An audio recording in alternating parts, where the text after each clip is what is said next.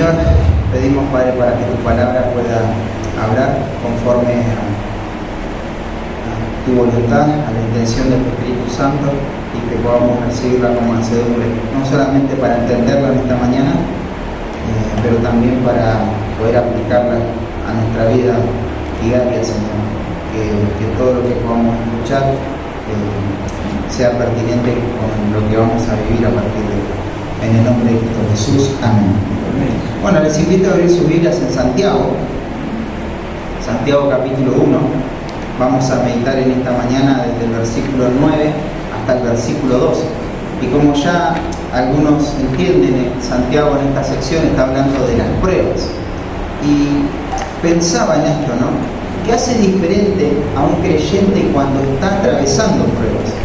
¿Cuál es la diferencia entre un creyente y una persona que no cree en Dios a la hora de enfrentar pruebas? ¿Será que el creyente tiene una actitud positiva de que las cosas se van a solucionar? ¿Su esperanza está en que todo va a salir bien? Bueno, Santiago nos va a mostrar qué diferencia un creyente de un inconverso. Él nos va a dar los distintivos que un creyente posee para enfrentar las pruebas con gozo, para enfrentar las pruebas en una forma triunfante. Pero antes de comenzar a dar lectura a estos versículos, déjame recordarte un poquito en cuanto al contexto. Sabemos que el autor de la carta es Santiago, como indica el versículo 1. Él disfruta y goza de una relación estrecha con los destinatarios, ya que es pastor de estas personas. Y él es un hombre de carácter humilde que amaba y cuidaba de la iglesia en forma diligente, ¿no? Este grupo de personas a quienes escribe no se halla en este momento en condiciones normales. Ellos están atravesando pruebas, pero no cualquier clase de pruebas.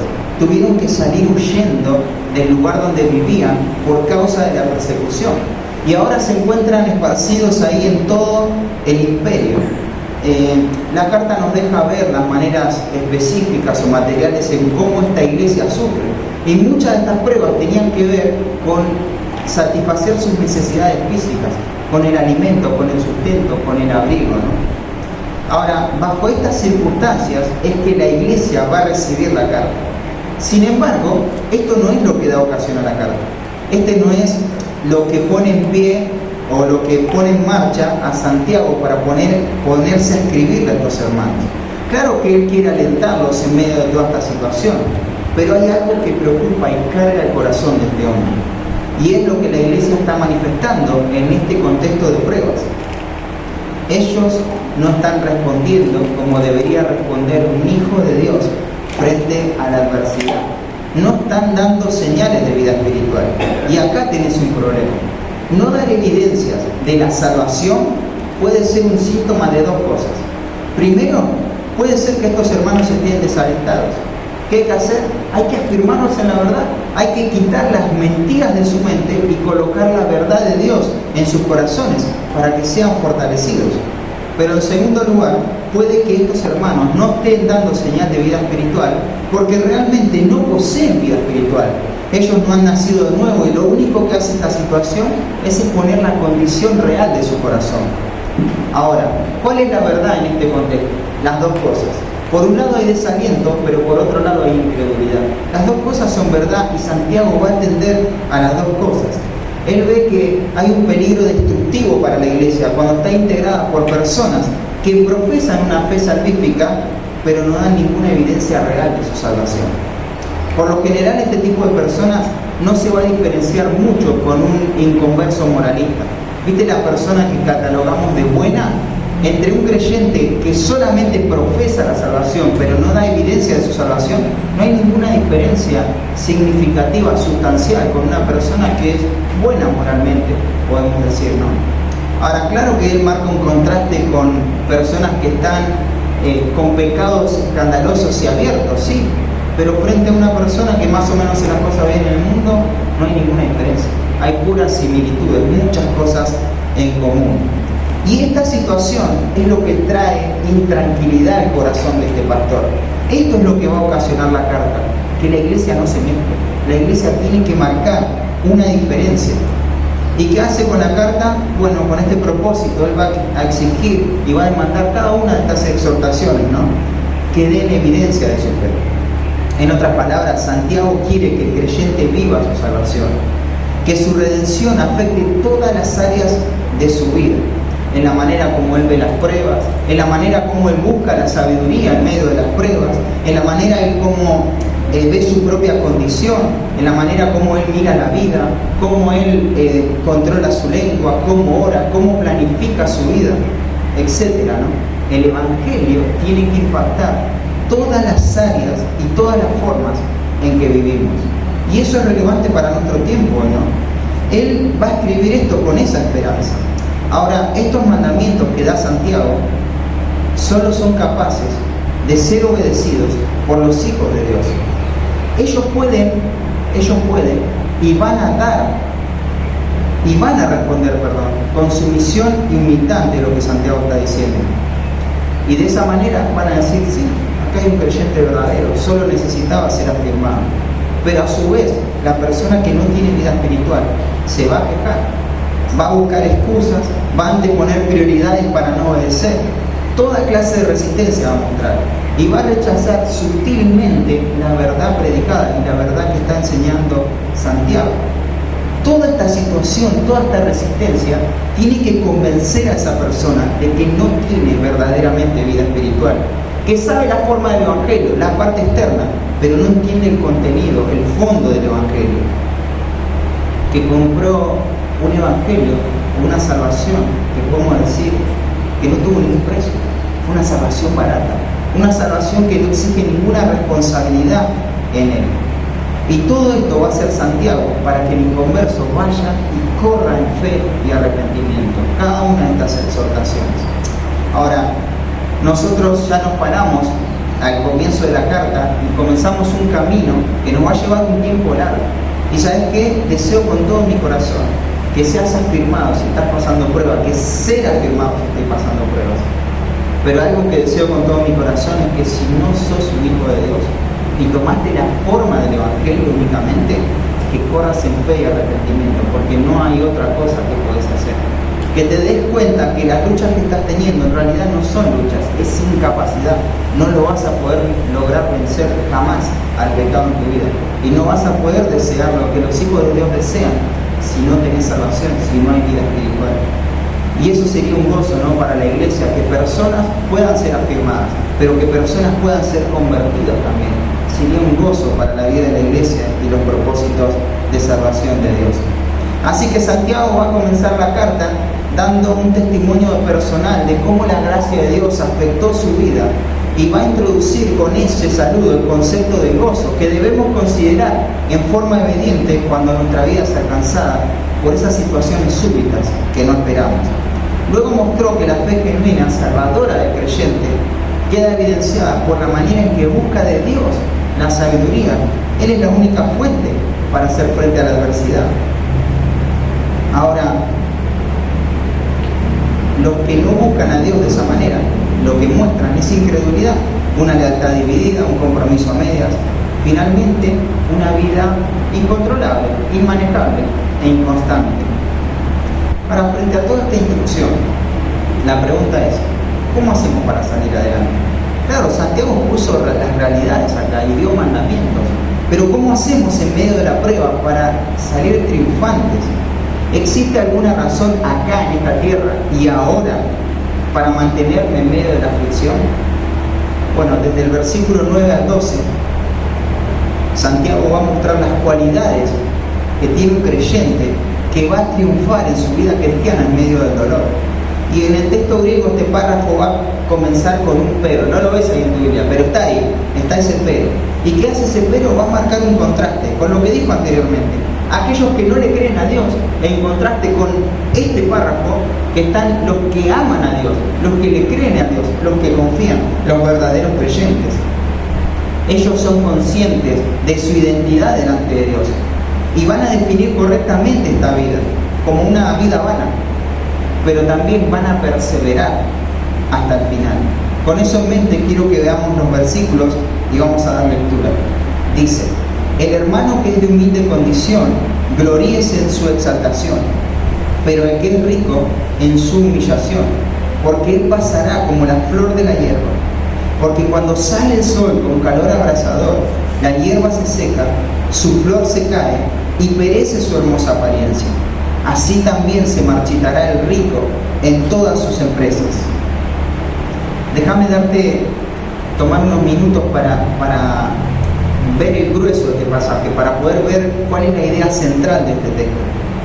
Santiago va a alentar al creyente a gloriarse en Dios en medio de las dificultades.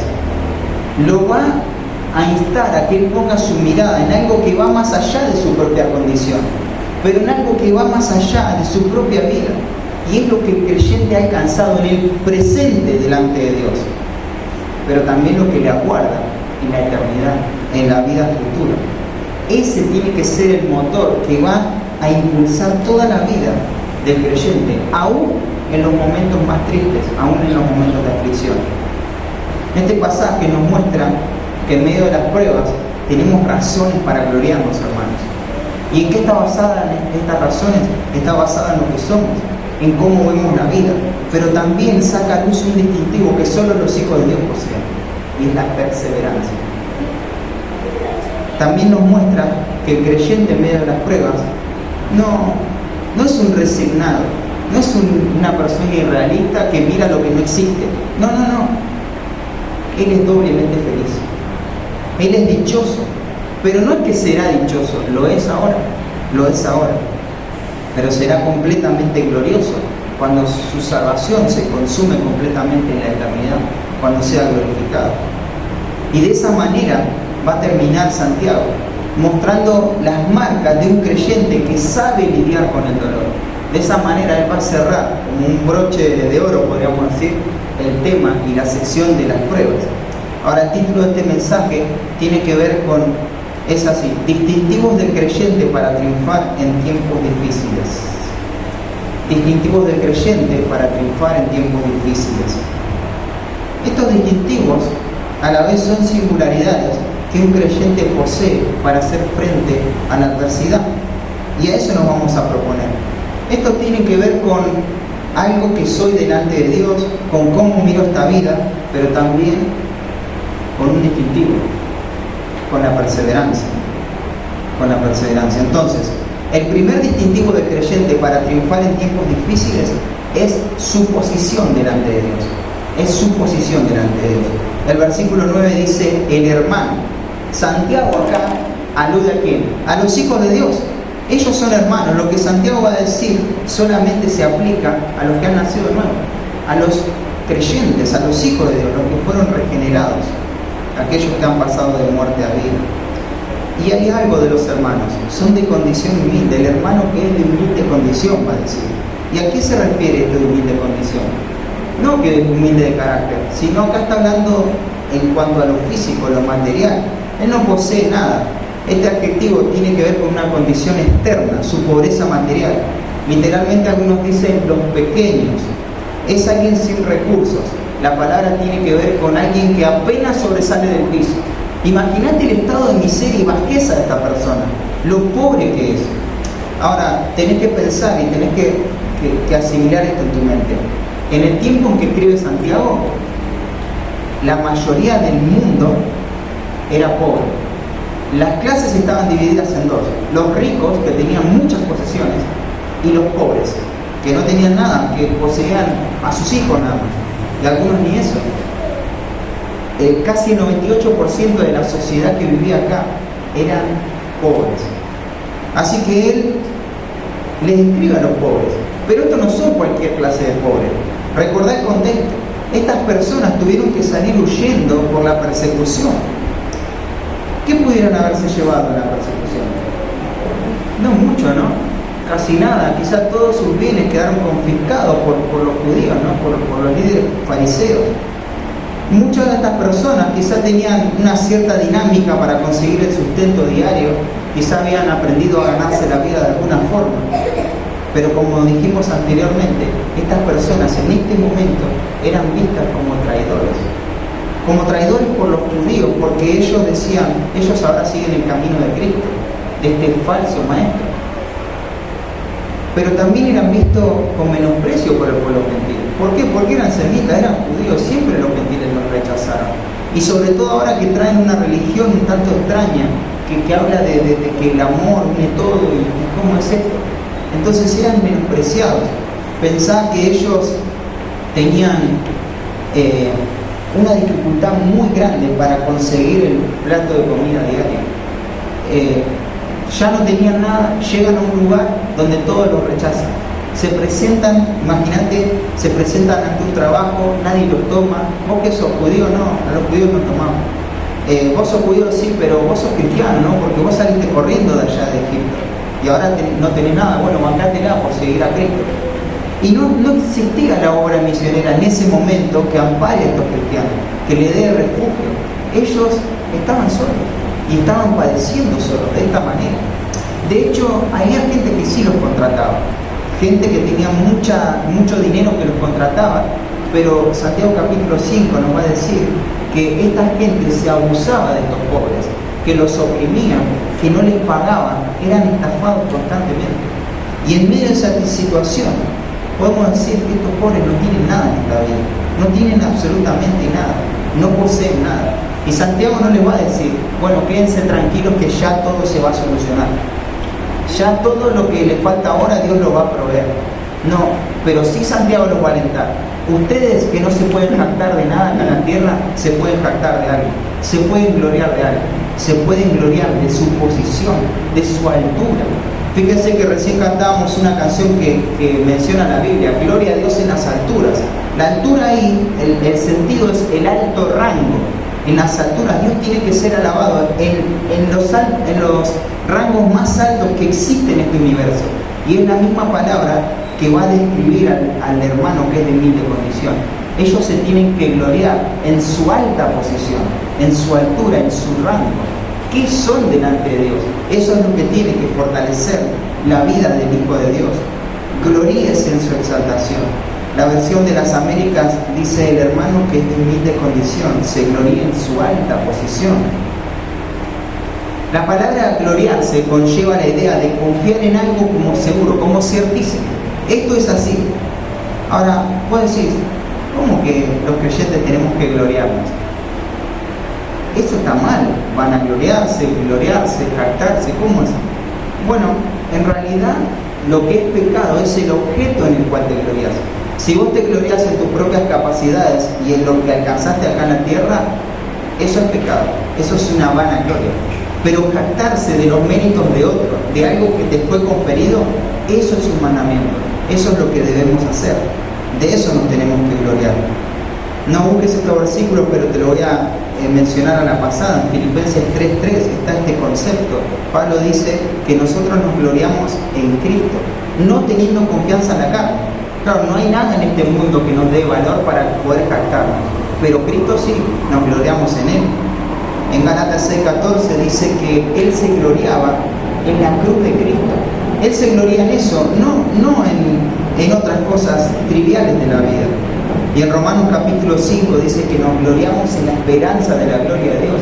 Y no solamente en esto, sino que nos gloriamos en las tribulaciones, en las pruebas, ¿no? Ahora, pensá esto, a estos pequeños empobrecidos, sin valor ante los ojos de los hombres, Santiago no les insta a pedir un cambio de posición social. Claro, esto puede solucionar sus problemas. No le dice eso. No le dice que ahora que tienen una posición alta delante de Dios, todo se va a solucionar. Bueno, yo estoy padeciendo una prueba en mi salud, pero yo soy un creyente, un hijo de Dios. Mirá lo que soy en Cristo, tengo un alto rango, le voy a pedir a Dios que me sane y me va a sanar. O quizá voy a conseguir un trabajo que antes no tenía, o un turno médico, o lo que sea. Eso no está diciendo Santiago. Santiago está diciendo que el creyente tiene que valorar, tiene que dimensionar el rango que ahora tiene, que es creyente, que se ha acercado a la fe. No es mi posición en Cristo, no es lo que yo pretendo alcanzar. Eso no dice la palabra de Dios. Mirá al apóstol Pablo. El apóstol Pablo tuvo, sí, en algunos momentos abundancia, pero también tuvo escasez, ¿no? Como apóstol de Jesucristo, lo que era delante de Dios, él tuvo hambre. Hubo un momento en el cual su estómago, su físico, le demandaba comida, alimento físico. ¿Y sabes qué? No tuvo con qué saciar su hambre. Y quizá eso trajo alguna enfermedad, algún problema en su vida, su salud, algún desfallecimiento, no sabemos. Pero dice la palabra que él tuvo hambre y era discípulo de Cristo. ¿Y de qué nos tenemos que gloriar? ¿De que vamos a conseguir lo que queremos en esta vida? No, de nuestra alta posición. De eso nos tenemos que gloriar. Santiago exhorta a gloriarse en el valor que los hijos de Dios tienen para con Dios, debido a lo que son ahora. Estos no tienen nada que enorgullecerse en el mundo de los hombres, pero sí son invitados a gloriarse en su condición personal. Estos pobres que le va a escribir Santiago son desvalidos, desamparados, desheredados para el mundo, pero ellos están sentados en los lugares celestiales con Cristo. Gloria a Dios por eso, ¿no? Ellos no tienen un recurso temporal, pasajero, pero tienen una herencia reservada en los cielos para ellos. Santiago los llama a jactarse en su alta posición delante de Dios. Claro, te dije, ¿no? Fueron confiscados sus bienes, no consiguen empleo. ¿Sabes? En el mundo de los hombres se le puede quitar muchas cosas a estas personas, pero ellos se pueden gloriar en su alta posición por el hecho de que Cristo jamás les será quitado. Tienen lo más precioso que puede tener un creyente. Y quiero poner acá las palabras de Juan Crisóstomo. Juan Crisóstomo era un pastor de la iglesia de Antioquía. Se llamaba Juan, le decían Crisóstomo. Crisóstomo significa boca de oro, porque él tenía una elocuencia para predicar la palabra de Dios fielmente, y así era conocido y estimado por la iglesia de aquel tiempo. Claro, predicar la verdad le trajo muchos problemas a Juan Crisóstomo y tuvo consecuencias tremendas, ¿no? Lo amenazaron y le hicieron de todo a este hombre, hasta que finalmente en su juicio lo van a desterrar a una vida en soledad, y camino al destierro él va a morir porque era un hombre mayor también, ¿no? Ahora, lejos de angustiarse y de venirse abajo, él va a escribir a la iglesia para alentar a la iglesia en medio de esta situación. Y fíjense cómo él veía y consideraba lo que estaba pasando. Dice: muchas son las olas que nos ponen en peligro, y una gran tempestad nos amenaza. Sin embargo, no tememos ser sumergidos, porque permanecemos de pie sobre la roca. Aun cuando el mar se desate, no se romperá esta roca. Aunque se levanten las olas, nada podrá contra la barca de Jesús. Decidme, ¿qué podemos temer? ¿La muerte? Para mí la vida es Cristo y una ganancia al morir. El destierro del Señor es la tierra y cuanto la llena. La confiscación de los bienes. Sin nada vinimos al mundo y sin nada nos iremos de él. Yo me río de todo lo que es temible en este mundo y de sus bienes. No temo la muerte ni envidio las riquezas. No tengo deseos de vivir si no es para vuestro bien espiritual. Por eso os hablo de lo que sucede ahora, exhortando vuestra disposición a la confianza. Tengo en mis manos su palabra escrita. Este es mi báculo, esta es mi seguridad, este es mi puerto tranquilo. Aunque se turbe el mundo entero, yo leo esta palabra escrita que llevo conmigo, porque ella es mi muro y mi defensa. ¿Y qué es lo que ella me dice? Me dice lo siguiente: yo estoy con vosotros todos los días hasta el fin del mundo. Eso tenía en mente Juan Crisóstomo en sus momentos más tristes. Pensá en Juan el Bautista. ¿Qué saliste a ver al desierto?, le dijo Jesús. Bueno, algo común, como una caña que es movida por el viento, no tiene ninguna trascendencia. Es así veía el mundo a Juan el Bautista, un hombre que no tenía mucho, ¿no? Ve la vestimenta y lo que comía. Sin embargo, ¿quién era Juan el Bautista? ¿Qué dice Jesús? Él es el hombre más grande de todos los profetas, es el más grande de todos los profetas. Este mundo no conoció a alguien nacido de mujer más grande que Juan. ¿Qué importa que el mundo lo menosprecie? Si mirá lo que vale para el Señor, es de un alto valor por su posición. Un comentarista dijo: el creyente puede gloriarse de lo que es en Cristo, quien le confiere una nobleza que nadie puede alcanzar en el mundo. Es hijo de Dios y hermano de Jesucristo. Son pobres ante el mundo, pero ricos para con Dios. Qué distintivo más trascendente ¿no? Podemos gloriarnos, podemos triunfar en tiempos difíciles por lo que somos delante de Dios. y de eso podemos jactarnos. Eso es motivo de gloriarnos. Pablo también se lo va a decir a los Efesios, ahí en Efesios capítulo 2, no lo busquen, pero él le va a decir: ya no sois extranjeros ni advenedizos. Recuerden de donde Dios los sacó, no se olviden de donde Dios los sacó. Pero ahora les va a decir: sino conciudadanos de los santos y miembros de la familia de la fe. Ustedes pertenecen a algo más grande, ustedes pertenecen al pueblo de Dios, a la familia de la fe. Esto de la posición es tremendo, porque acá vos podés ver el sentir de los apóstoles, ¿no? Ahí en 1 Juan, él lo va a expresar así: admirado ante la posición que ha alcanzado en Cristo, él va a decir: mirad cuál amor os ha dado el Padre para que seamos llamados hijos de Dios. No dejen de mirar, miren, contemplen, no paren de mirar y no paren de asombrarse. Me gustan las palabras que utiliza Juan, porque dice: cuán amor, tan amor que nos ha dado el Padre, cuán amor. ¿Y cómo se describe eso? No, Juan no tiene palabras para describir esa posición que tiene en Dios, esa posición que ha alcanzado. Pero claro, el mundo no nos conoce, el mundo no sabe nada de lo que nosotros somos en Cristo. Esto trae implicaciones tremendas para nuestra vida. En medio de situaciones difíciles y nuestra impotencia para resolver los problemas y la realidad que nos toca vivir, no olvidemos quiénes somos en Cristo. No olvidemos que lo poseemos todo, porque lo tenemos a Dios. Es nuestra alta posición. ¿Con cuánta frecuencia somos conscientes de nuestra posición en Cristo? Esto debe traer gozo y consuelo a nuestro corazón en momentos de prueba. Nos pueden quitar todo, pero Cristo jamás. No solo el hecho de que tenemos una esperanza futura que nos aguarde, sino lo que somos ahora, en el presente. ¿Sabías que el Calvario hizo que tengamos una posición favorable delante de Dios? ¿Sí? La cruz de Cristo hizo posible la comunión con nosotros y el Padre. Eso fue posible por la obra de la cruz. Pensá en lo siguiente, y esto lo mencionaba algo el miércoles, ¿no? Muchas veces pensamos que en nuestra vida cristiana podemos estar en comunión con Dios, o quizás no estamos en comunión con Dios. Pero eso es un error teológico importante, serio. Porque si tu comunión con Dios puede ser interrumpida, ¿sabes qué implica? De que Dios y su ira están sobre vos. La comunión con Dios no puede ser alterada. Quizá no puedas estar disfrutando de la comunión con Dios, pero no se corta la comunión con Dios. ¿Sabes por qué la comunión con Dios es constante? Porque Dios aceptó el sacrificio de Cristo. Dios aceptó el sacrificio de Cristo. En la cruz Cristo dijo: está pagado, tetelestai, teleites, ya está consumado.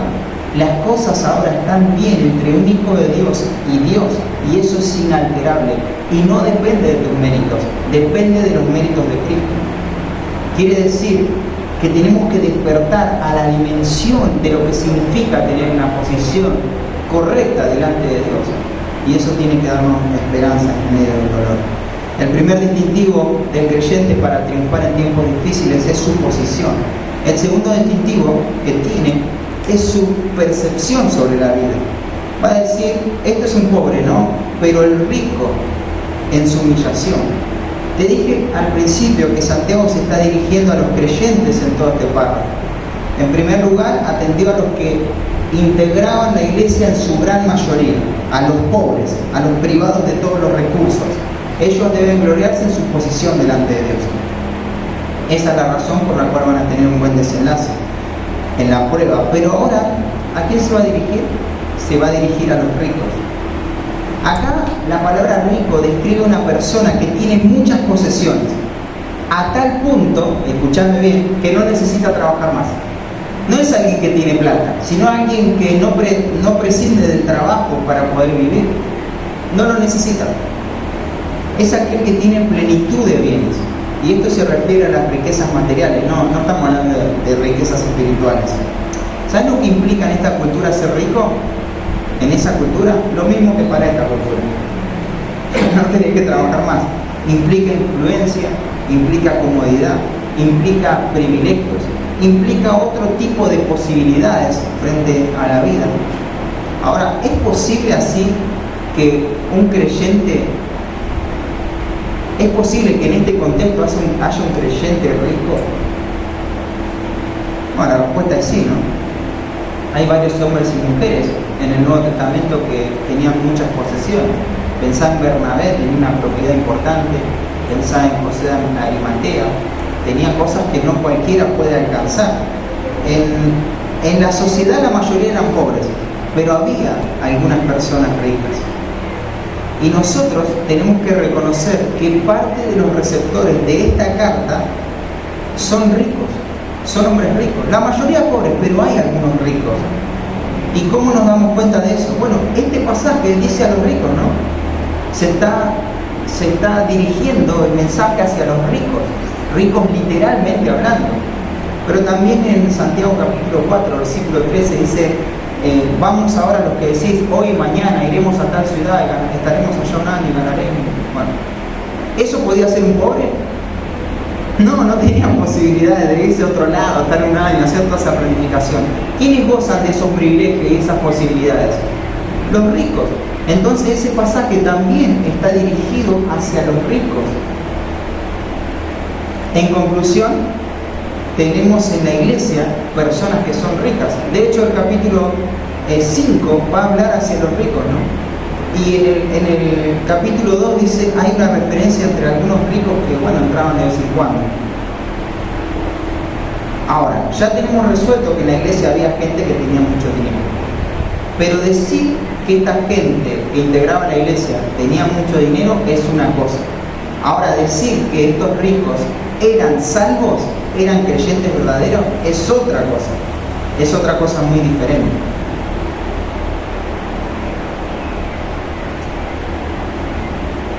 ¿Y por qué es algo muy diferente? Porque tenemos un problema.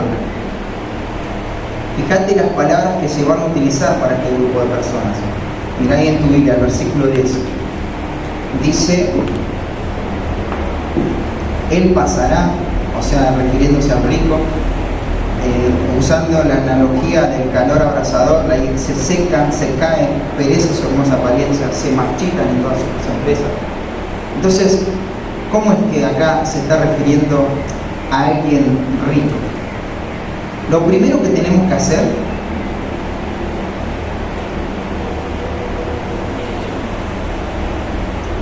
es entender lo siguiente. Por ejemplo, en el capítulo 5 claramente son ricos inconversos, ¿sí? Pero en este capítulo son personas salvas. En el capítulo 2 los ricos son gente que entra de vez en cuando a la congregación, o sea que no son salvos.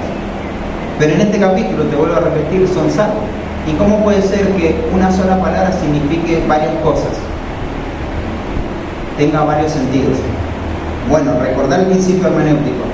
Una palabra puede tener amplitud de rangos semánticos. ¿Qué define lo que significa una palabra? ¿Qué es lo que va a definir finalmente el significado de una palabra? El contexto inmediato. El contexto inmediato, ¿sabes cuál es en esta palabra? Del versículo 9 al versículo 12. Eso es lo que define a esta persona rica como un creyente. Y analicemos un poco la gramática para poder argumentar esto. Es importante definir esto porque si no se cae abajo todo lo que vamos a decir después. Entonces, mira, quiero que mires tu Biblia ahora, porque lo tenés que poder ver vos al texto mismo, decirlo. Dice el versículo 9, el hermano que es de humilde condición, gloríese en su exaltación. ¿Sí? Ahí tenés un hermano, un sustantivo, y tenés el que es de humilde condición. Eso está adjetivando al hermano. Y un verbo, tiene que gloriarse. Y después dice, pero el rico en su humillación. La pregunta es, ¿en su humillación qué? ¿En su humillación qué? Gloríese, ¿no? ¿Sí? Entonces, el hermano que es de humilde condición, gloríese en su exaltación.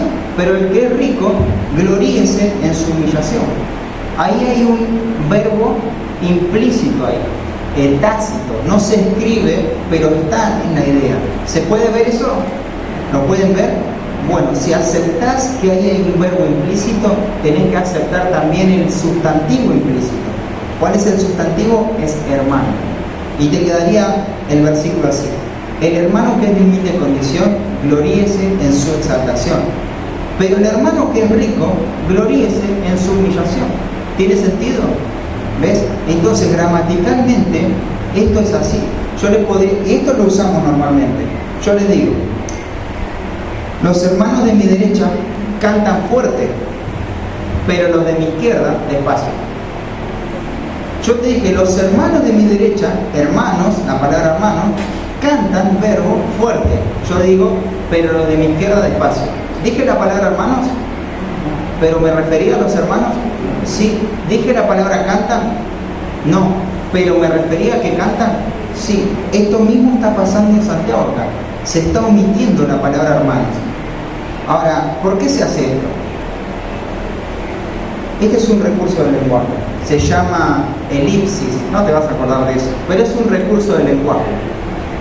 Esto implica la omisión de una palabra o varias palabras para que eso no sea enfatizado, sino para que la oración gramatical enfatice lo que sí está apareciendo ahí. No es que surge de un pensamiento descuidado del apóstol Santiago. Entonces, gramaticalmente, sí está diciendo que estos ricos son creyentes. Ahora vamos a decir, bueno, pero eso es la gramática, el contexto es más. Recordá que la inspiración tomó lugar aún en los recursos del lenguaje, aún en las reglas en cómo se escribía la Biblia. Ahí el Espíritu Santo también estuvo guiando al autor humano. O sea que esto está inspirado por Dios, es perfecto y es lo que quiere decir. Lo único que nos hace conflicto un poco es la expresión que dice el versículo 9, que dice, porque Él pasará como la flor de la hierba. El pronombre Él, ¿cuál es el antecedente de este pronombre Él? El antecedente es a lo que hace referencia, es al rico, y dice que Él pasará como la flor de la hierba. Pero el tema no está en la gramática, el tema es deducir bien lo que los creyentes judíos entendían sobre el pasaje que está citando Santiago. Santiago está citando un pasaje del Antiguo Testamento. Y acá es donde nos sumergimos al contexto cultural. Porque tenemos que saber cuáles eran las implicaciones, ustedes saben lo que es eso, de este pasaje que está utilizando Santiago. Así que vamos a Isaías capítulo 40. Vamos a tratar de entender en esta mañana lo que estaba en la mente de los destinatarios originales a la hora de leer esta porción de las Escrituras. Necesito darte un pantallazo general. El libro de Isaías, la profecía de Isaías, la podemos dividir en dos secciones. Del capítulo 1 al capítulo 39 va a tratar acerca de los juicios de Dios. Ellos habían abandonado a Dios y ahora iban a ser llevados cautivos. Primero fueron llevados cautivos los del reino del norte, por los asirios. Pero en segundo lugar iban a ser llevados cautivos por los babilonios, los del reino del sur. Y hasta este punto se dieron todos los juicios y se habló también del exilio babilónico, va a durar 70 años, van a estar ahí. Y en medio de toda esta situación, el Señor sabía qué iba a pasar y cómo esta situación iba a afectar el corazón de su pueblo.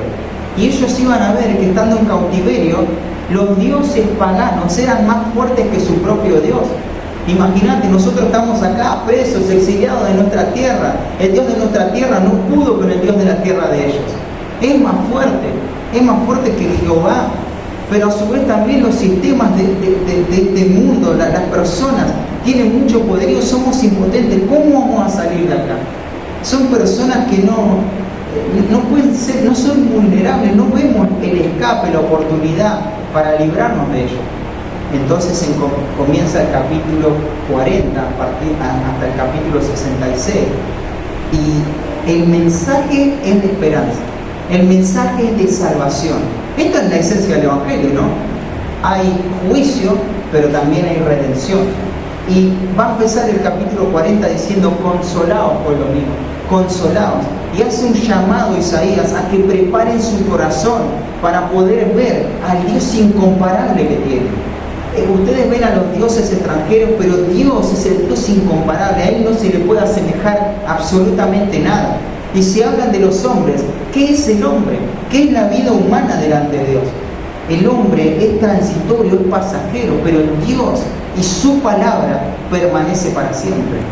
Por eso es que lo va a decir de la siguiente manera en el versículo 6. Vos que decía, da voces, y yo respondí, ¿qué tengo que decir a voces? Y fíjense, que toda carne es hierba, y toda la gloria como flor del campo. La hierba se seca y la flor se marchita, porque el viento de Jehová sopló en ella. Ciertamente como hierba es mi pueblo, sécase la hierba, marchítase la flor, mas la palabra del Dios nuestro permanece para siempre. Dios dijo que lo va a hacer, y si Dios dijo que lo va a hacer, lo va a hacer. ¿Qué es la vida del hombre? La vida del hombre es pasajera en comparación con la palabra de Dios. ¿Y a qué se refiere acá? A toda la vida humana, ¿no? Esa es la implicación general que tiene este pasaje. Toda la vida humana es efímera frente a la grandeza de la palabra de Dios. Pero tiempo antes, este pasaje también lo había citado David. Fíjate en Salmo 103. Salmo 103 comienza David pastoreando su propia alma. Él le dice a su alma que bendiga a Dios y lo hace en perspectiva de todos los beneficios que Dios le ha dado. No olvides ninguno de sus beneficios. Y hace un llamado a su propio corazón a mirar a Dios y su grandeza. El versículo 14, él va a reconocer quién es y lo frágil que es su vida. Y fíjate cómo lo dice el versículo 14. Porque él conoce nuestra condición, se acuerda que somos polvo. ¿Qué es el hombre delante de Dios? ¿Qué es mi condición delante de Dios? ¿Y qué es la condición humana? Hermanos, es polvo. Y fíjate el versículo 15, dice, el hombre, refiriéndose a todos, hombres, mujeres, niños, a toda la raza humana, como hierba son sus días, florece como la flor del campo, que pasó el viento por ella y pereció, y su lugar no lo conocerá más. El versículo 17 dice, sí, el hombre es esto. Salmo 103, 17 dice, mas la misericordia de Jehová es desde la eternidad y hasta la eternidad sobre los que le temen, y su justicia sobre los hijos de los hijos. Nuevamente David, reconociendo y poniendo de manifiesto lo efímero, lo fugaz que es la vida humana. ¿Frente a qué ahora? A la misericordia de Dios. Este pasaje también es mencionado en Primera de Pedro, mucho tiempo después que se escribió Santiago. Y hace un contraste entre el hombre y su gloria, que van a perecer, van a pasar, frente a algo que no va a pasar, y es la palabra del Señor, a la cual tienen que desear, desechando todo el pecado. Entonces, por implicación, todos los sentidos de los pasajes que mencionamos nos muestran lo caduco, lo breve que es la vida humana en relación a la misericordia de Dios, en relación a la palabra de Dios, en relación a lo que Dios es.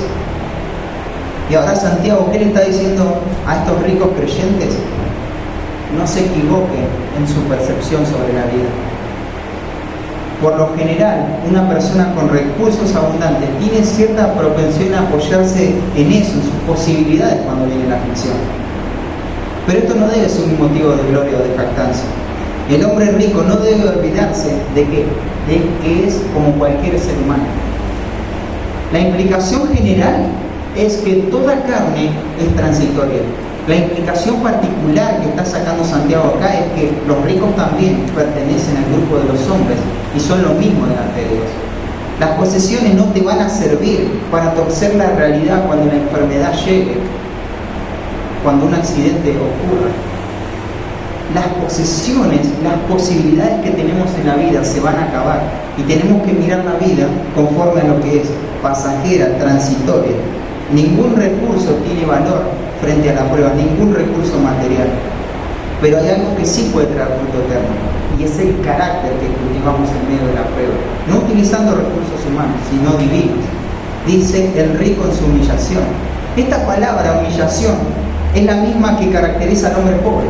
La usó como un adjetivo antes, ahora es un sustantivo, pero tiene el mismo sentido, literalmente los pequeños, es decir, alguien que no tiene recursos, que apenas sobresale del piso. Vos decís, pero ¿cómo un rico llegó a él? ¿Qué pasó? Sigue siendo rico, dice, porque los ricos, no los que eran ricos, los ricos. Bueno, la humillación de este hombre rico es el fruto de su fe. Es el fruto de su fe. Ahora, este hombre rico pertenece a algo más grande que sus proyectos personales, a algo más trascendente que su influencia terrenal. Él pertenece a la familia de Dios. La salvación de este hombre rico lo tiene que llevar a tener una perspectiva correcta. Él está gozoso porque ahora sabe que al pie de la cruz goza de los mismos privilegios que un pobre. Pero imagínate el cuadro, ¿no? La fe de este hombre rico trajo algunos asuntos que deben tratarse, que deben asumirse por él. Pensá en el círculo de este hombre. ¿Con quiénes frecuentaba él? ¿Con quiénes él andaba? ¿Con quién se juntaba? ¿Cómo verían a este hombre rico las otras personas pudientes, siendo que él está acostumbrado a manejarse con personas acaudaladas y ahora está compartiendo una mesa, una comida con un pobre, con alguien que se viste en forma andrajosa? Qué bajo que cayó fulano, ¿viste con quién anda? No, yo te digo, haría negocios con él, pero lamentablemente no, porque fíjate que él está ensuciando nuestra reputación. La gente de élite, ¿qué pensará de este hombre rico que ahora pertenece al pueblo de Dios? Qué poco refinados, qué pocos modales para estar con estas personas. Ahora este hombre rico que antes manejaba y tenía una influencia por sobre las otras personas, ahora está sentado ahí escuchando a un pobre predicar la palabra del Señor. ¿Cuánta humillación para su vida? Y él es llamado a mirar la vida en forma correcta, tiene que tener una perspectiva correcta. Esto va a pasar. Entonces Santiago le va a decir, gloriate en esa humillación. Y la razón es que le va a recordar que la vida humana es transitoria. Esto incluye por implicación a cualquier tipo de persona. Tiene que tener una vida, una perspectiva correcta de la vida. Ahora él va a presumir, no de sus ganancias, él no va a presumir de sus riquezas. ¿Sabes de lo que está llamado a presumir este hombre rico? De su humillación, de todo lo que le trajo la vida cristiana. Este hombre que ahora ya no tiene tiempo para compartir ahí con sus amigos de influencia, con otros ricos, porque las actividades de la iglesia los están absorbiendo y la verdad es que tiene que decir que no muchas veces y no tiene que tener vergüenza e inventar excusas por qué él no puede hacerlo. Él tiene que decir porque estoy con la familia de Dios y aunque sea humillado en ese momento, se tiene que gloriar en esa humillación. Eso es lo que tiene que darle valor a este hombre en medio de las pruebas. Él se puede jactar de eso, solamente de eso. Pero hagamos una mirada rápida al versículo 10. Dice que él pasará como la flor de la hierba. Acá hay una comparación, ¿no? La palabra pasará tiene que ver con algo futuro. Toda carne va a pasar. ¿Cómo va a pasar? Como la flor de la hierba. El modo indicativo nos muestra que esto es una realidad. Esto es una realidad puntual. Esto va a pasar. De hecho, la mayoría de los verbos en el versículo 10 y 11 están en indicativo. Nos muestran la realidad de la situación. Él va a pasar. Él va a pasar. Y algo que también es llamativo, que está en voz media. Quiere decir que parte de esto él lo vive, lo ejecuta, pero en sí la acción recae sobre él. Es afectado por la acción. Es algo parecido a la voz pasiva, ¿no? Claro, el versículo 10 te va a mostrar lo transitorio que es la vida del rico, pero el versículo 11 te va a mostrar lo traumático de la vida del rico, lo dramático que se acaba en sus vidas. Dice, porque cuando sale el sol con calor abrasador, la hierba se seca, su flor se cae y perece su hermosa apariencia. Así también se marchitará el rico en todas sus empresas. Mirá el cuadro tan vívido acá. Basta con que salga el sol en forma vehemente y se acaba toda la gloria del hombre. Se acaba todo, se termina todo. Aquello que era sostenido por la planta, que hacía hermoso el cuadro, aquello que es sostenido por la planta, ahora la planta se seca y su flor se cae. Y en forma gradual, pero progresiva, esa flor hermosa que impactaba a tantos y que causaba tanto placer verla, ahora te causa algo triste. Es un cuadro donde se está empezando a descomponer en forma lenta, pero eso es así. El ser humano es transitorio, vamos a pasar. Esa es la implicación general. Como hijos de Dios, es imperativo que veamos la vida tal como es. Necesitamos reconocer que el verdadero valor está en el carácter que cultivamos en relación al pueblo de Dios y no en las cosas materiales que tenemos en este mundo. No hay valor ahí. Ya que todo esto va a pasar, no nos podemos dar el lujo de desperdiciar nuestro tiempo, de desperdiciar las oportunidades que hoy tenemos. No valores más de lo debido a las cosas de esta tierra.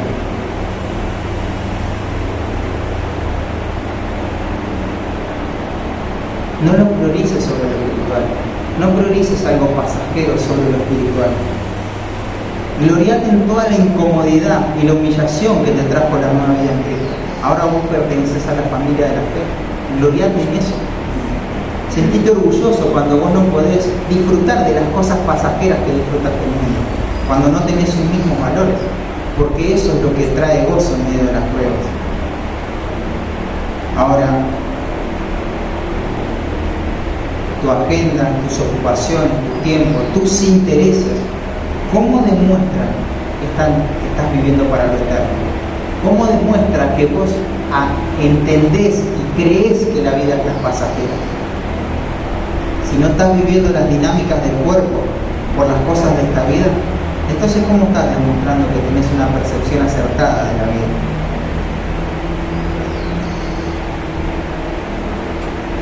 Y esto no es cuestión de que, bueno, lo que pensás dentro tuyo. Bueno, yo estoy haciendo estas cosas por este tiempo, pero bueno, el Señor sabe que yo estoy ahí dispuesto. No. Sí, claro, el Señor sabe, pero ¿sabe lo que nos da el Señor? Su palabra, para que nosotros nos demos cuenta si estamos valorando más la tierra que la eternidad, si estamos valorando más los beneficios de vivir acá, o estamos gloriándonos en la humillación que nos trae ser hijos de Dios frente a este mundo. Entonces, el primer distintivo del creyente para triunfar en tiempos difíciles es su posición delante de Dios. El segundo distintivo del creyente para triunfar en tiempos difíciles es su percepción de la vida. Pero el tercer y último distintivo es su perseverancia frente a las pruebas. Vamos a tratar de acelerar lo más posible acá. Dice, bienaventurado el varón que soporta la tentación, porque cuando haya resistido la prueba recibirá la corona de vida que Dios ha prometido a los que le aman. Tenemos ante nosotros uno de los versículos más conocidos de la Biblia, ¿no? Un versículo hermoso. La idea principal de esta oración la tenemos que entender así. El varón es bienaventurado, con un verbo implícito. El varón es bienaventurado. Esta es la realidad de este varón. La expresión varón está bien representada acá en el texto original. ¿Por qué? Porque la palabra griega es aner. Esto tiene que ver con personas del sexo masculino. Se traduce como varón, se traduce como esposa, como marido. No es genérico, como antropos, que tiene que ver con todo el género humano. Se refiere a los varones acá. Ahora, no es que las mujeres no están, o los niños están excluidos de la bienaventuranza. No. En ellos también recaen las existencias de la palabra de Dios. Pero el tema acá es que Santiago ve lo que ve un judío cuando mira a la familia.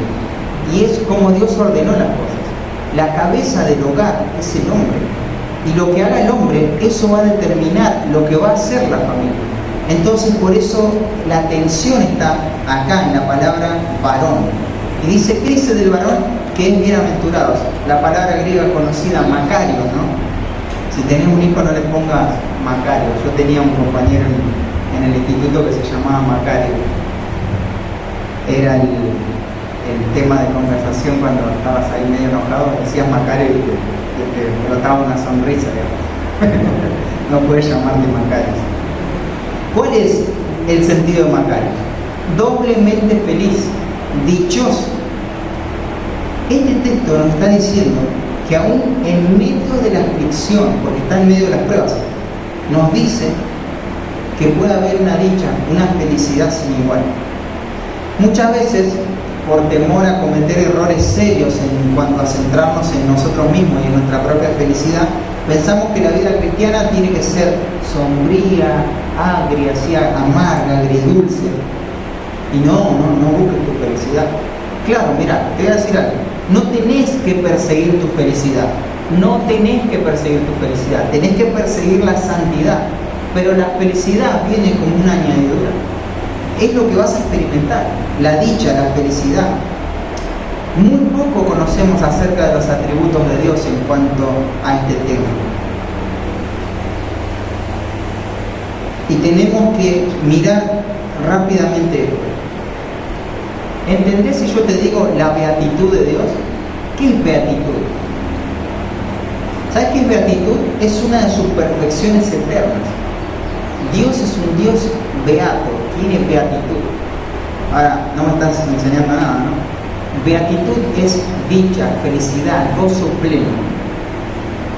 La Biblia muestra un Dios que está constantemente, en forma perfecta y sin interrupción, con gozo. Dios es un Dios que está feliz. De hecho, pensarlo así, todas las perfecciones de Dios son elevadas en su máxima infinitud. No hay algo que pueda limitar ni una perfección de Dios. Te voy a decir lo siguiente: Dios es el ser más feliz que existe en todo este universo. Él es beato, Él tiene beatitud. Fíjate cómo muchas veces ni siquiera entendemos eso. Pero como Dios es el ser más feliz que existe en este universo, disfrutar de una comunión con Él, ¿qué pensás que va a traer a tu vida? Vas a experimentar su gloria, vas a experimentar parte de sus atributos, de sus perfecciones, su felicidad, doblemente feliz. Estas son las personas que viven para la gloria de Dios. Glorificar a Dios es manifestar esos atributos. Y esos atributos tenemos que conocer, hermanos, porque esto tiene armonía con lo que está diciendo Santiago. Ahora, qué presente que está este concepto del sermón del monte, ¿no? Porque Santiago nos está diciendo acá que es feliz aquel que va a salir de la prueba, aquel que se le van a solucionar las cosas. Finalmente, esta persona va a obtener lo que quería, lo que sea que quería, lo que sea que le esté molestando se va a solucionar. Él nos dice eso. ¿Quién es bienaventurado? A los que les salieron bien los estudios médicos, qué felices que son porque les salió todo bien. Si antes te digo que todo es transitorio, de todas formas te vas a morir algún día. No tendría sentido decirte que son bendecidos por eso. Nada de eso. Dice, feliz el que soporta la tentación. El que soporta la tentación. Déjame parar en la palabra soporta. Es hupomonei. Te tiene que sonar esta palabra, hupomonei. Es la misma palabra que utilizó en el capítulo 1, versículo 3, ya lo estuvimos viendo acá, y tiene que ver con perseverancia, sabiendo que la prueba tras fe produce ¿qué? Hupomonei, paciencia. Acá está escrita en su forma verbal, en el versículo 3 era un sustantivo, pero esto es perseverancia. El sentido léxico no va a cambiar porque sea un verbo o un sustantivo. La perseverancia tiene que ver literalmente con permanecer debajo. ¿Debajo de qué? Debajo de la aflicción, debajo de una situación extrema. Es soportar ante circunstancias adversas. En este tiempo, uno de los sentidos que se le da a esta palabra era el uso cuando veías una planta. Una planta, había plantas que se conocían con este nombre, hupomone. Así se conocían esas plantas. ¿Por qué? Porque eran las únicas plantas que podían vivir en el desierto y no morir. Permanecían frente al calor, frente a lo abrasador que es el calor. Y este es el distintivo triunfal del creyente en tiempos difíciles, ¿no? Pero no solamente es un distintivo por excelencia del creyente en este momento, sino que en general, si hay un fruto que las Escrituras muestran que alguien es un verdadero hijo de Dios, eso es la perseverancia. ¿Querés saber en forma externa si alguien cree o no en Cristo? Bueno, mirá si persevera o no persevera. Metamos un poquito con la palabra tentación y ahora englobamos bien la idea. La palabra tentación ahí es la misma palabra que se traduce como prueba en el versículo 2. Es la misma palabra griega. No está mal traducirla con estos dos sentidos. El contexto va a definir cómo se debe traducir. esta palabra. Ahora, ¿qué es lo que le da sentido a una palabra? El contexto inmediato. ¿En qué contexto está esta palabra? ¿Estábamos hablando de pruebas o de tentación?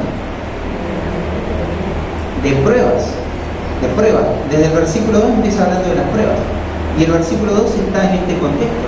Está hablando de las pruebas. Entonces, esta palabra, agarrar tu virome si la tenía a mano, tachar la palabra tentación y ponerle arriba pruebas. Porque esa sería la traducción más fiel de esa palabra, por el sentido. Déjame hacer un paréntesis. Hay quienes dicen que esta palabra es tentación. Tentación. Y ellos te dicen, sí, yo también me baso en el contexto inmediato. Lo que pasa es que el versículo 12 es la introducción del pasaje que viene, no es la finalización del pasaje anterior. ¿Y qué dice el pasaje que viene? Habla acerca de la tentación.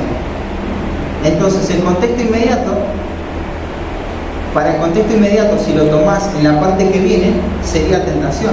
Pero si te basás en el contexto anterior, sería prueba. ¿Cuál elegimos? Bueno, no es opcional. Gramaticalmente, no cambiaría en nada, no afectaría la gramática del pasaje ni la construcción griega. La puedes utilizar en un lado y en otro. Pero, aunque gramaticalmente no esté determinando algo que pertenece acá o allá, teológicamente sí. Mira, te voy a mostrar un pantallazo general, rápido. Esto nos va a servir para la próxima predicación. Ya nos falta poquito. Pensemos en la prueba y la tentación. El origen de la prueba es Dios. Dios es el que envía la prueba. En cambio, la tentación es algo que lo utiliza Satanás. Ahí ya tienes una diferencia sustancial. El objetivo de la prueba, ¿cuál es el objetivo de la prueba? La perfección, la madurez. Pero el objetivo de la destrucción es de la tentación es la destrucción. Ese es el objetivo de la tentación. ¿De dónde procede la prueba? Cuando os halléis, procede del entorno externo. Cuando os halléis en vuestras pruebas. Pero en cambio, la tentación, ¿de dónde viene? De la propia concupiscencia. La forma de vencer la tentación, y esto es clave, ¿cómo se vence la tentación? Huyendo, escapándonos de la tentación. ¿Cómo se vence la prueba? Soportando, perseverando, poniéndonos por debajo de la situación y confiando en el Señor. Vos imaginate, si el pasaje estaría diciendo, felices los hombres que soportan la tentación. Vos decís, bueno, cuando estás siendo tentado, quédate ahí. Permanece bajo la tentación. No te salgas de la tentación. Quédate ahí. Fíjate todo lo que puedes aguantar antes de ceder al pecado. Eso no puede estar diciendo el pasaje, no. El pasaje, la Biblia habla acerca de la tentación como algo que tenemos que huir, que no nos tenemos que exponer. No es que nosotros tenemos que decir, no, yo sé que soy santo y por más que haya tentaciones no voy a ceder. No, tenés que huir, tenés que ser consciente de que si allá puede haber tentaciones, vas a ir por otro lado. No te vas a exponer a la tentación. Es más, Jesús dijo, si es necesario sacarte un ojo, lo tenés que hacer para no ceder al pecado. Si es necesario cortarte una mano, lo tenés que hacer, porque tenés que huir de las tentaciones. O sea que teológicamente esto no puede ser tentación, tiene que ser prueba, porque eso coincide también con la teología del sufrimiento. Tenemos que resistir, tenemos que ponernos por debajo, soportar, mostrar perseverancia cuando somos probados. Esto es lo mismo que entendió Job, ¿no? Job era un hombre probado. Dice, él conoce mi camino, me probará y saldré como oro. Y después dice el texto, porque cuando haya resistido la prueba. Acá nos da la razón. ¿Cuál es la razón?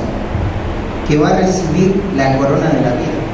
Es dichoso ahora el varón que persevera en la prueba, pero recibirá la corona de la vida. Pero antes, ¿qué teníamos? El cuándo, ¿no? Nos introduce una cláusula temporal, cuando haya resistido la prueba. Pero en realidad, hermanos, esto es necesario que prestemos atención.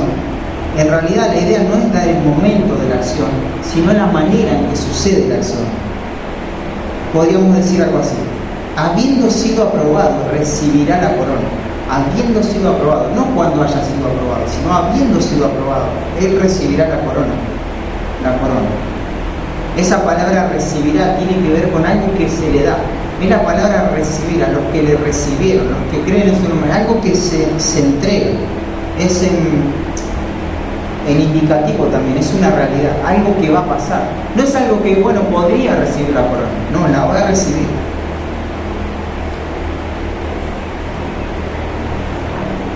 Pensemos en cuanto a la corona de vida que dice ahí. El término corona se utilizaba en el ambiente deportivo y no esta palabra en el ambiente de la realeza, sino que eran coronas que se ponían en la cabeza de los deportistas y simbolizaba una cosa: su perseverancia en el triunfo. Estos triunfaron y fueron constantes, perseverantes. Fíjate, todo el tiempo te habla de lo mismo, la perseverancia, ¿no? La palabra vida es un caso muy interesante de la palabra vida. Está en caso genitivo acá. Lo más complicado lo dejé para el final. Está en caso genitivo. ¿Qué marca esto? Posesión, marca la esencia. ¿De qué es esta corona? La corona es vida. Podríamos decir, recibirá la corona que es vida, que es la vida eterna. A eso se refiere. No es un premio que se da por hacer algo, sino que es algo que recibís en forma pasiva, y eso tiene que ver con la vida eterna. Los que perseveran van a gozar de la vida eterna. Surgen algunas incógnitas, me imagino, ¿no? ¿Acaso la salvación no es por gracia? Bueno, esto no es salvación por obras. La perseverancia no es algo que yo hago por lo cual voy a obtener la vida eterna, sino que un creyente verdadero, un creyente genuino, tiene este distintivo: él permanece. Por lo tanto, recibe la vida eterna. ¿Por qué recibe la vida eterna? ¿Porque permanece? No, porque es un creyente genuino. Y un creyente genuino persevera. Vamos de vuelta. El creyente genuino recibe la vida eterna. ¿Por qué recibe la vida eterna? Porque es un creyente genuino. ¿Y cómo se ve que este creyente es genuino? ¿Cómo lo podemos ver? Porque nosotros no somos Dios. ¿Cómo lo podemos ver? Porque persevera. Ahora sí te cerró la idea. Persevera en este contexto bajo la prueba. Por eso te decía que la perseverancia es la muestra más grande que evidencia la salvación de una persona. Ahora, fíjate que muchas personas dicen haber creído en Cristo y después, ¿qué hicieron? Se apartaron, dejaron la fe, apostataron. No permanecieron. Entonces la pregunta es, ¿ellos eran creyentes genuinos? No. ¿Por qué? ¿Qué hace un creyente genuino? Persevera, persevera. Entonces, llevamos de vuelta, así lo tenemos bien. Bienaventurado el varón que persevera bajo la prueba, porque habiendo sido aprobado, recibirá la corona de vida que Dios ha prometido a los que le aman.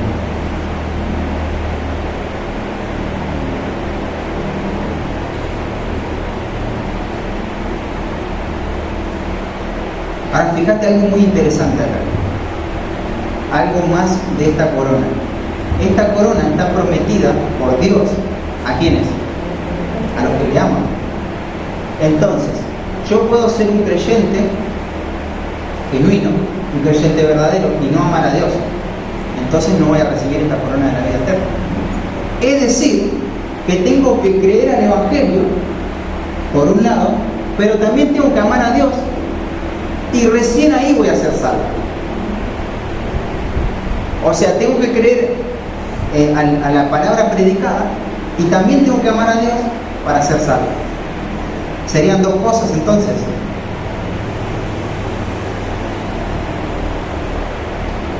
Los agarré, no saben, ¿no? Por si estaban dormidos los quiero despertar. Bueno, no es lo que el pasaje está diciendo. Porque en realidad no son dos cosas que estás haciendo. Lo único que tenés que hacer en esta vida para recibir la vida eterna, ¿sabes qué es? Amar a Dios. Amar a Dios. Ese es el único requisito que se exige de un ser humano para recibir la vida eterna. Tiene que amar a Dios. Ahora tengo una mala noticia. Ningún ser humano tiene la capacidad para amar a Dios. Todos odian a Dios, rechazan a Dios, solamente toman los beneficios de Dios, pero no aman a Dios. Por lo tanto, no pueden amar a Dios. Por lo tanto, van a perecer. ¿Sabes cuál es la razón por la cual Dios está irado? Porque no se le ama. ¿Sabes cuál es la razón por la que las personas se van a ir al infierno? Porque no aman a Dios. No aman a Dios. Ahora, ¿cómo hago para amar a Dios? No es algo que te propones. ¿Sabes cómo hacer para amar a Dios? Responder con fe y arrepentimiento al Evangelio. Necesitas escuchar acerca de tu pecado. Necesitas escuchar acerca de tu condición y tu imposibilidad para llegar a Dios. Necesitas entender que no sos capaz de amarlo y poder basarte en los méritos de aquel que sí amó a Dios, que es Cristo. Y tomar ese sustituto que está a favor tuyo. Necesitamos el Evangelio. Creer al Evangelio nos permite amar a Dios, y amar a Dios es recompensado con la vida eterna. Pero no se trata de ningún mérito personal, se trata de algo que Dios hizo por nosotros. ¿Te das cuenta? Amar a Dios no es algo que yo voy a predicar acá en esta mañana y le digo, hermanos, como hijos de Dios tenemos que amar a Dios. No, como seres humanos tenemos que amar a Dios. Y si no lo estamos amando, ¿sabes qué tenemos que hacer? Arrepentirnos y creer en el Evangelio. Porque no hay forma de que lo podamos amar, a menos que nos arrepintamos, a menos que Cristo obre en nuestro corazón. ¿Sabes lo que pasa en la salvación? Mira, te voy a explicar lo que pasa antes y después de la salvación. Antes de la salvación, vos mirás a Cristo y no encontrás ninguna belleza en Él. No ves a alguien que vos deseas. Mirás la palabra de Dios y te causa algo inerte, algo que no tiene sabor. Y mirás con rechazo a Dios. Y en el fondo del corazón lo odias. Le vas a echar la culpa por las amarguras más profundas de tu corazón. Vos sabés que hay un problema con Dios. Hay un problema con Dios. Y ese es tu estado. Un estado de aversión, de odio, de rechazo, de lejanía con Dios. Pero cuando escuchás la palabra predicada, el Espíritu Santo hace una obra en tu corazón. Y ahora va a quitar las vendas de tus ojos espirituales. Y vas a poder ver aquel que veías sin deleite, ahora lo vas a ver deseable. Vas a ver a Cristo y toda su gloria, toda su hermosura, todo su esplendor. Vas a desear la palabra de Dios. Vas a poder amar a Dios. Estas son las palabras que Jesús le dijo a estos fariseos, ¿no? ¿Cuál es el primer y grande mandamiento? Y Jesús dijo tajantemente, amar a Dios con todo tu corazón. ¿De qué forma se puede ver esto? Bueno, esto de amar a Dios, dijo Jesús, que sostiene todo el mensaje de la ley de Moisés y toda la predicación y la profecía de todos los profetas. Todo el mensaje de la Biblia consiste en esto, es amar a Dios. Y el creyente que ama a Dios va a recibir una corona de vida. ¿Cómo va a demostrar que lo ama? ¿Cuáles son los síntomas? ¿Cuál es el distintivo por el cual una persona ama a Dios? ¿Cuál es? La perseverancia. Eso es lo que yo puedo ver en cuanto a tu amor a Dios. Yo no puedo ver que lo amas a Dios, pero puedo ver cuánto permaneces. Vos podés verlo así. Tu corazón mismo te puede engañar. Por eso te decía, esto no es algo que sabes para vos mismo, sino que esto es algo que la palabra de Dios te muestra para que sepas, para que corras en fe y arrepentimiento, si es que no lo estás amando. Qué tremendo este distintivo, qué maravilloso. Esta implicación, este distintivo no tiene que ver con cultivar una virtud de amor a Dios, tiene que ver con la esencia, con lo que realmente soy. Y te voy a decir algo más en cuanto a la perseverancia. ¿Sabes que el Hijo de Dios persevera? Persevera. Pero estamos sujetos a la carne, ¿no? Somos débiles, podemos fallar, ¿no? De vez en cuando pecamos. Dice que si alguno no tiene pecado, es un mentiroso. Y que cuando pecamos tenemos un abogado. Flaqueamos, ¿no? Pero escuchá, Un hijo de Dios se puede ver en que persevera y algunas veces es inconstante, muy pocas veces es inconstante. Pero una persona que profesa una salvación pero que no tiene la vida espiritual realmente en su interior, que no ha nacido de nuevo, ¿sabes cómo se va a ver? Una persona inconstante. Él es inconstante siempre y de vez en cuando se pone las pilas. De vez en cuando permanece ahí un tiempito, pero la mayor parte del tiempo es una persona inconstante, incontrolable. No confía en Dios, no ama a Dios, no lo desea a Dios. Desea las cosas de este mundo, pero no a Dios. ¿Te suena esto? Por eso te digo, Santiago nos expone las exigencias del Evangelio para que veamos, entre otras cosas, si estamos en la fe o no. ¿Somos constantes? ¿Somos perseverantes? O de vez en cuando somos perseverantes, pero la verdad es que somos inconstantes. Si esa es la realidad, necesitas el Evangelio. Necesito el Evangelio. Si esa es la realidad para alguien que está en tu hogar, para alguien que está conviviendo con vos, para algún pariente, alguien que vos considerás que está en la fe, pero ves que él no persevera, necesitas que le prediques el Evangelio. No importa cuánto sepa de la Biblia. Ya Santiago nos va a decir toda la teología que los profesantes tienen. Saben muchísimo. Aún como los demonios, que saben más que Dios, que otros falsos maestros, ¿no? Y tiemblan encima. Pero ellos no son salvos. Entonces, ¿qué distingue un creyente en la prueba? ¿Por qué va a ser triunfal? ¿Por qué va a permanecer? Porque él sabe quién es delante de él. Porque él sabe mirar la vida y porque él es un creyente verdadero, él persevera. Vamos a ver. Señor, gracias por tu palabra en esta mañana. Te pido que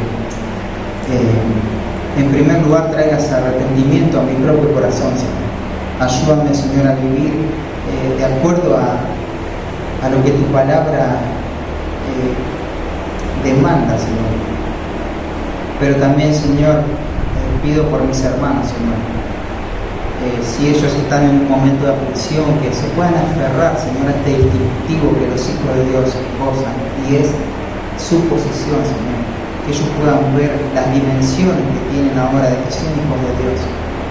Pero también, Señor, que podamos ver la vida de una forma correcta, una perspectiva, Señor, pertinente en cuanto a lo que decimos creer y cómo vemos las cosas, Señor. Y que estemos dispuestos, Señor, a perder lo que tengamos que perder, a ser humillados en lo que tengamos que ser humillados, con tal de vivir todo lo que demanda, Señor, tu iglesia, tu palabra, la salvación, Señor. Pero qué lindo, Señor, qué lindo distintivo que es la perseverancia, Señor.